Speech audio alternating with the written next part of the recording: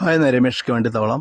അഴിമതി ചെയ്യുന്ന രാഷ്ട്രീയക്കാരോടാണ് എനിക്ക് പറയാനുള്ളത്. നിങ്ങൾ അഴിമതി ചെയ്തോളൂ, ചെയ്യേണ്ട എന്ന് പറയുന്നില്ല. ചെയ്യേണ്ട എന്ന് പറഞ്ഞാലും നടക്കില്ല. നിങ്ങൾ അഴിമതി ചെയ്ത് നിങ്ങളുടെ മക്കൾക്കും നിങ്ങളുടെ പേരക്കുട്ടികൾക്കും ഉണ്ടാക്കിക്കോളൂ. അല്ലാതെ നിങ്ങളുടെ 10 തലമുറയ്ക്ക് ഉണ്ടാക്കരുത് പ്ലീസ്. കാരണം ഒരു നേരത്തെ ആഹാരത്തിന് പോലും വഴിയില്ലാത്തവർ ഇപ്പോഴും നമ്മുടെ നാട്ടിലുണ്ട്.